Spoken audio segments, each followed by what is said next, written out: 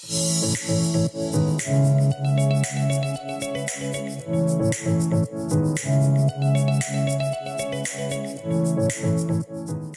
everyone, today I want to share with you a bridal makeup look. This is something that I used to do all the time when I was doing makeup on other people, when I was freelancing, and when I was using Mary Kay eyeshadows. These were the eyeshadows that I used the most, and this is how I like to incorporate them into something as, you know, bridal makeup.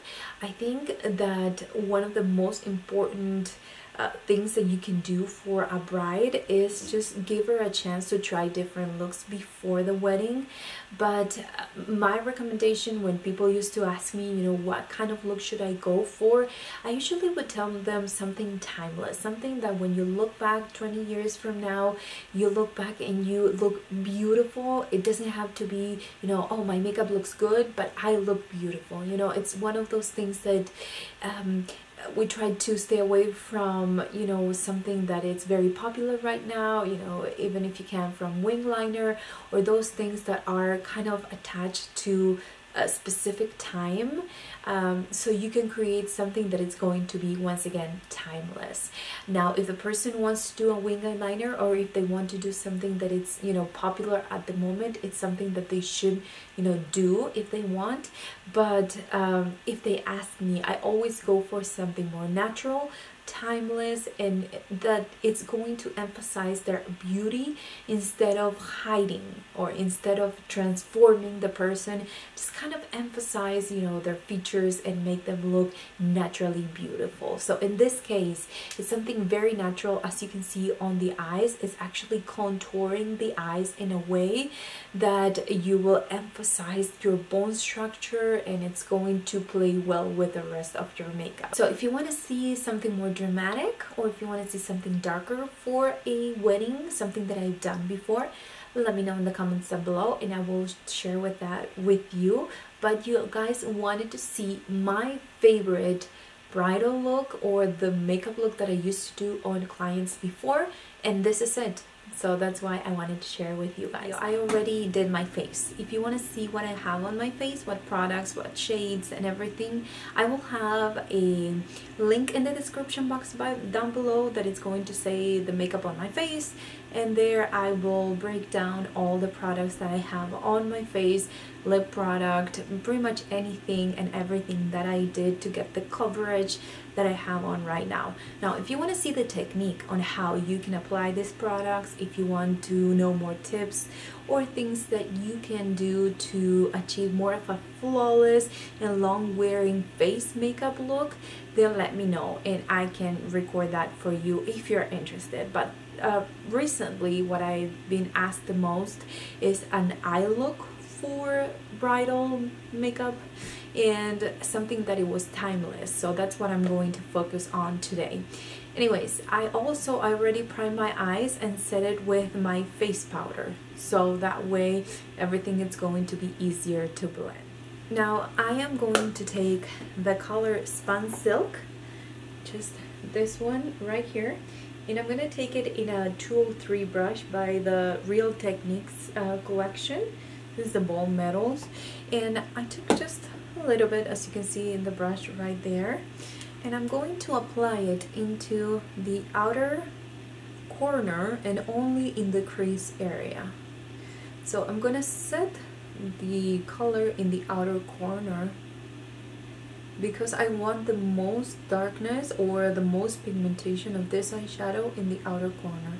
Now whatever is left, I'm going to blend it into the inner corner, but the most concentration of color we needed in the outer corner.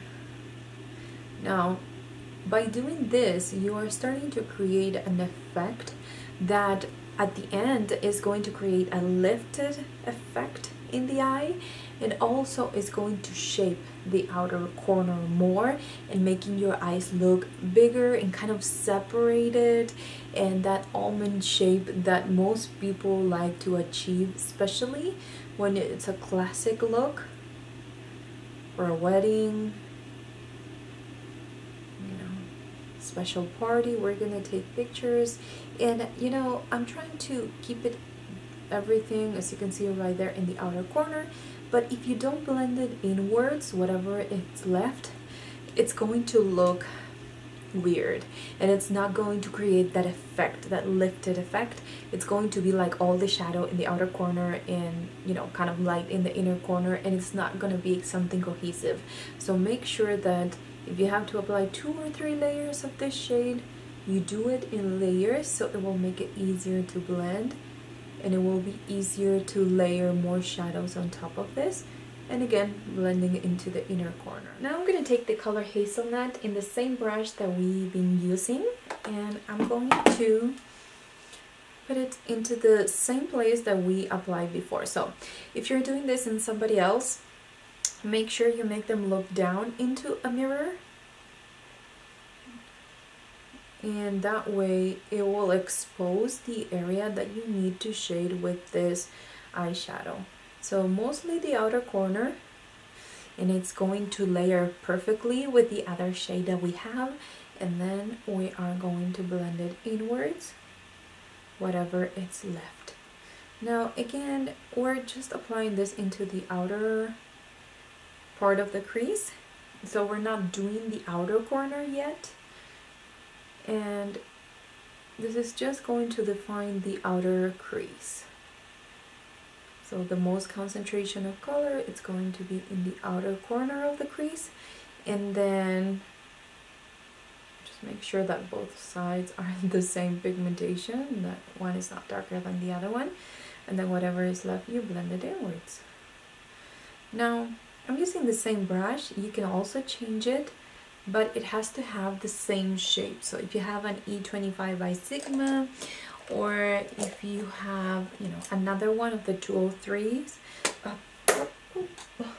okay, you can use that one too. But I feel like since we're going from lightest to darkest shade, you can totally do it with the same brush. I'm going to take a small brush, and I'm going to go into the color Driftwood.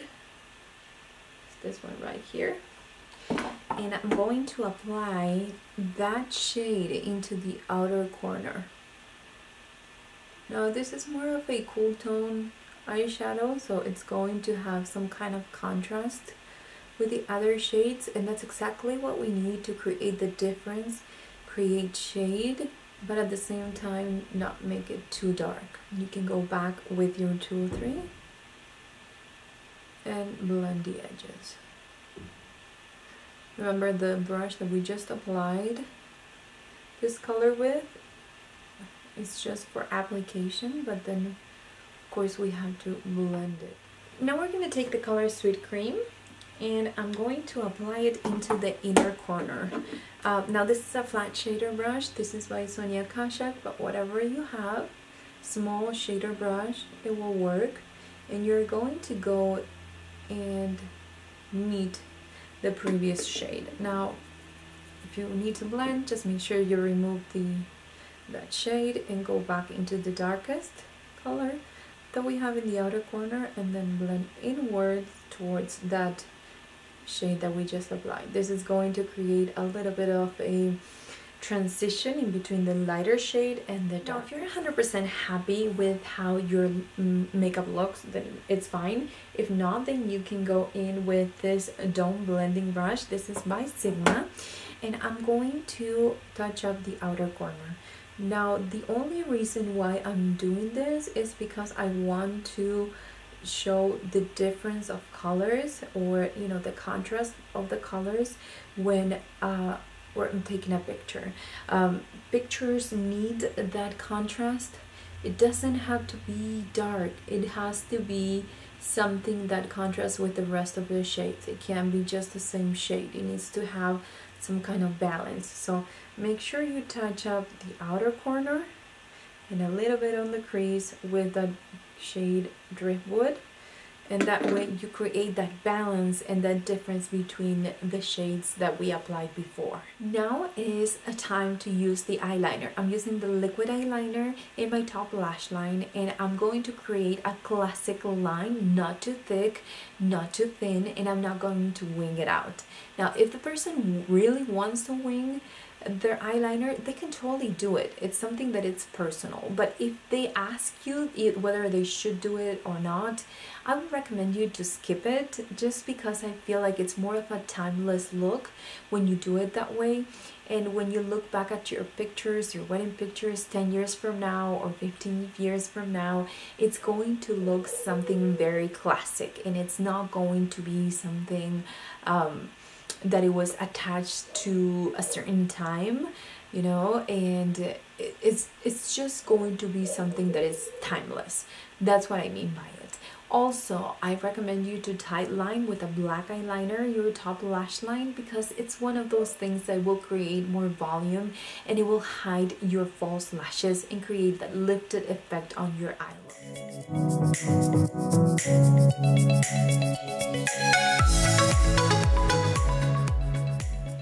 Now I'm going to take the color Hazelnut and Driftwood in a small brush, and I'm going to remove the excess, and I'm going to apply it into the lower lash line from the outer corner until the center of the lid. Now this is something that you probably want to drag a little bit down, because this is going to be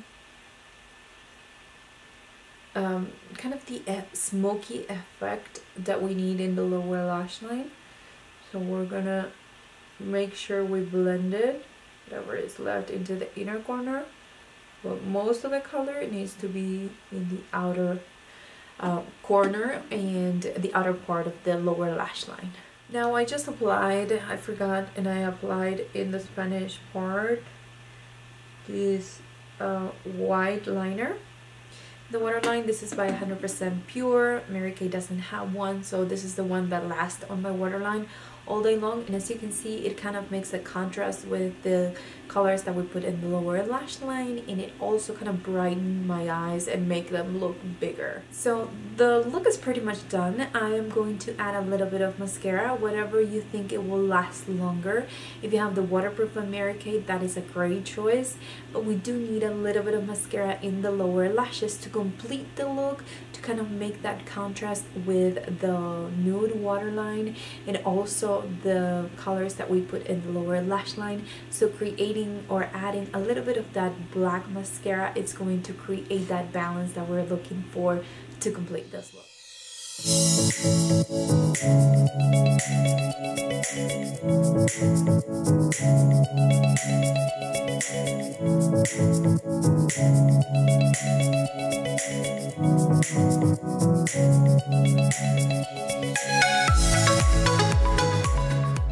Anyways, thanks again for watching this video. Thank you so much for all the requests that I had lately. I will get to all of them, but if you have one, please let me know in the comments down below. I would love to do that for you as well. If you enjoy this kind of series, if it helps you, if it inspires you, if it teaches you something, please let me know by giving this video a thumbs up or leaving a comment down below. Thanks again for watching. I'll see you on my next one.